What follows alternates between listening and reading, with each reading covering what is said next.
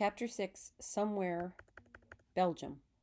In the year I turned 15, I felt more unhappy than I have ever imagined anyone could be. It wasn't the unhappiness of wanting a new dress, or the unhappiness of wanting to go to cinema on a Sunday afternoon and not being allowed to do so, or the unhappiness of being unable to solve some mystery in geometry, or the unhappiness at causing my dearest friend Gwen some pain. My unhappiness was something deep inside of me, and when I closed my eyes, I could even see it. It sat somewhere maybe in my belly, maybe in my heart, I could not exactly tell, and it took the shape of a small black ball all wrapped up in cobwebs. I would look at it and look at it until I had burned the cobwebs away, and then I could see that the ball was no bigger than a thimble, even though it weighed worlds. At that moment, just when I saw its size and I felt its weight, I was beyond feeling sorry for myself, which is to say, I was beyond tears. I could only just sit and look at myself, feeling like the oldest person who had ever lived and who had not learned a single thing. After I had sat in this way for a while, to distract myself, I would count my toes. Always it came out the same. I had 10 of them. If I had been asked, I would not have been able to say exactly how it was that I got that way. It must have come on me like mist. First, I was in just a little mist and could still see everything around me, though not so clearly. Then I was completely covered up and could not see even my own hand stretched out in front of me. I tried to imagine that I was like a girl in one of the books I had read, a girl who had suffered much at the hands of a cruel step parent, or a girl who suddenly found herself without any parents at all. When reading about such a girl, I would heap even more suffering on her if I felt the author hadn't gone far enough. In the end, of course, everything was resolved happily for the girl, and she and a companion would sail off to Zanzibar or some other very distant place, where, since they could do as they pleased, they were forever happy. But I was not in a book.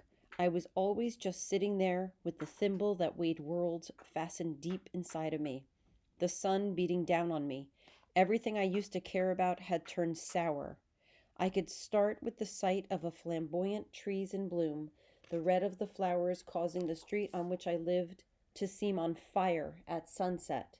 Seeing this sight, I would imagine myself incapable of coming to harm if I were just to walk through this inferno. I could end with my mother and me. We were now a sight to see.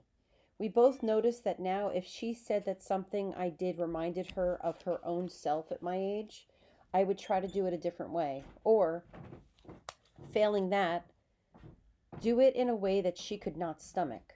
She returned the blow by admiring and praising everything that she suspected had special meaning for me. I became secretive, and she said that I was in practice for becoming a liar and a thief, the only kinds of people who had secrets. My mother and I soon grew two faces, one for my father and the rest of the world, and one for us when we found ourselves alone with each other. For my father and the world, we were politeness and kindness and love and laughter. I saw her with my old eyes, my eyes as a child, and she saw me with hers of that time. There was my mother scrubbing my back as in the old days, examining my body from limb to limb, making sure nothing unusual was taking place. There was my mother making me my favorite dessert, a blancmange, a reward for excelling at something that had met her approval. There was my mother concerned about a small sniffle, wondering if soon it would develop into something major, and then she would have to make me a poultice of ground camphor and eucalyptus leaves for my chest. And there was I also letting the sing-song of her voice as it expressed love and concern calm me and into a lull where I was fondling the strands of her thick black hair as she unraveled her braids for daily brushing, burying my face in it and inhaling deeply, for it smelled of rose oil.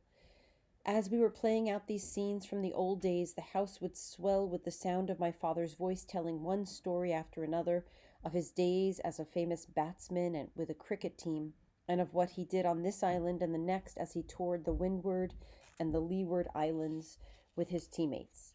In front of my mother's friends also, we put on our good faces.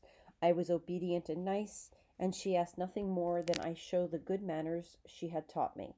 Sometimes on Sundays, as we walked back from church, perhaps touched by the sermon we had just heard, we would link arms as we strolled home, step in step with each other. But no sooner were we alone, behind the fence, behind the closed door, than everything darkened. How to account for it?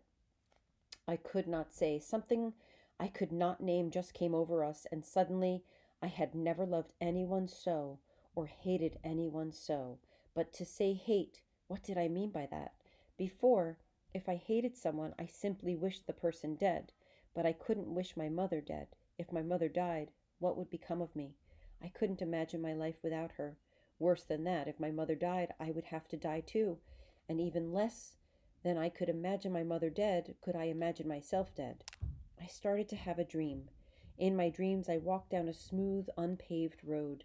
The road was lined on either side with palm trees whose leaves spread out so wide that they met and tangled up with each other, and the whole road was shaded from the sun, which was always shining. When I started to walk down the road, my steps were quick and light, and as I walked, these words would go around in my head. My mother would kill me if she got the chance. I would kill my mother if I had the courage. At the beginning of my walk, as I chanted the words, my voice had a happy note, as if the quickness and lightness of my feet signaled to me that I would never give her the chance. But as the road went on, things changed. I would say the same words, but slower, and in a sad way. My feet and the rest of my body became heavy. It was as if it had dawned on me that I would never have the courage with which to kill my mother, and then, since I lacked the courage, the chance would pass to her. I did not understand how it became so, but just the same it did. I had been taught by my mother to take my dreams seriously. My dreams were not unreal representations of something real. My dreams were a part of, and the same as, my real life. When I first had this dream, I became quite frightened of my mother, and I was so ashamed of it that I couldn't bring myself to look directly at her. But after I had had the dream again and again, it became like a second view to me, and I would hold up little incidents against it to see if this was her chance, or that was my courage. At school, I had had a great change. I was no longer in the same class with Gwen. I was now in a class with girls 2 or 3 years older than I was. That was a shock. These girls didn't offer the camaraderie of my friends in the second form. They didn't have the give and take, the friendly pull and shove. They were constantly in strict competition for good marks and our teachers' affection, and among them insults ruled the day. And how vain they were. Constantly they smoothed down their hair, making sure every strand was in place. Some carried mirrors in their school bags, and they would hold them at an angle to see if the pleats in the backs of their uniforms were in place. They actually practiced walking with their hips swinging from side to side. They were always sticking out their bosoms, and what was worse, they actually did have bosoms to stick out. Before I got to see these girls close up, when I was just observing them, as they walked to and fro going about their business, I envied the way their air seemed to part for them, freeing itself of any obstacle so that they wouldn't have to make an effort. Now I could see that the air just parted itself quickly so that it wouldn't have to bear their company for long. For what a dull bunch they were. They had no different ideas of how to be in the world. They certainly didn't think that the world was a strange place to be caught living in. I was at first slowed down in my usual climb to the top by the new subjects put before me, but I soon mastered them, and only one other girl was my match. Sometimes we tied for first place, sometimes she was first and I second, and sometimes it was the other way around. I tried to get to know her, feeling that we had this much in common, but she was so dull a person, completely unable to hold so much as a simple conversation, and to boot smelled so of old rubber and blue ink that I made myself unable to remember her name. I could see the kind of grown up person she would be, just the kind who would take one look at me and put every effort into making my life a hardship. Already, her mouth was turned down permanently at the corners, as if to show that she had been born realizing that nobody else behaved properly, and as if also she had been born knowing that everything in life was a disappointment and her face was all set to meet it. Gwen and I walked home from school in the usual way and did the usual things. but just the sight of her was no longer a thrill to me, though I did my best not to let her know. It was as if I had grown a new skin over the old skin, and the new skin had a completely different set of nerve endings. But what could I say to poor Gwen? How to explain to her about the thimble that weighed worlds and the dark cloud that was like an envelope in which my mother and I were sealed? If I said to Gwen, "Does your mother always watch you out of the corner of her eye?" her reply was most likely to be, "My mother has a knack for keeping her eye on everything at the same time." And if I said, "I don't mean it in that way, I mean," but what would have been the use of going on? We no longer lived on the same plane.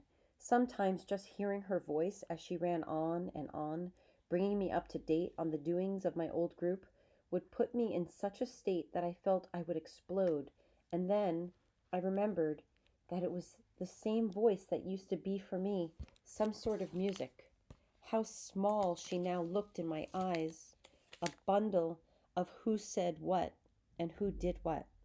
One day, when we were walking home, taking the lane with the big houses hidden behind the high hedges, Gwen said to me that her brother Rowan had mentioned how much he liked the way I had conducted myself when I was asked to read the lesson in church one Sunday. She then launched into a long speech about him, and I did what was fast becoming a habit when we were together. I started to daydream.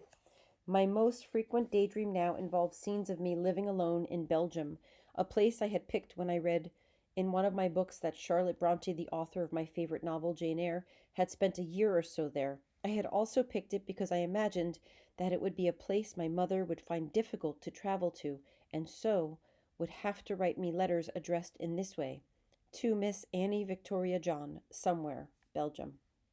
I was walking down a street in Belgium, wearing a skirt that came down to my ankles and carrying a bag filled with books that at last I could understand, when suddenly I heard these words come out of Gwen's mouth: "I think it would be so nice if you married Rowan. Then, you see, that way we could be together always." I was brought back to the present, and I stopped and stood for a moment. Then my mouth fell open and my whole self started to tremble. All this was in disbelief, of course. But to show how far apart we were, she thought that my mouth fell open and my whole self trembled in complete joy at what she had said to me. And when I said, "What did you say?" she said, "Oh, I knew you'd like the idea." I felt so alone. The last person left on earth couldn't feel more alone than I. I looked at Gwen. Could this really be Gwen? It was Gwen, the same person I had always known. Everything was in a place, but at the same time, something terrible had happened, and I couldn't tell what it was.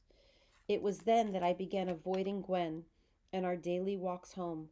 I tried to do it so much, not I tried not to do it so much that she would notice, but about every 3 or 4 days I would say that being in my new class was so demanding.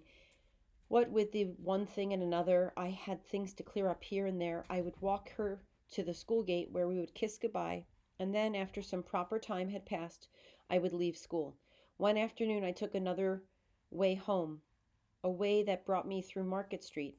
Market Street was where all the stores were, and I passed by slowly, staring into the shop windows, though I wasn't at all interested in the merchandise on display. What I What I was really looking at was my own reflection in the glass, though it was a while before I knew that.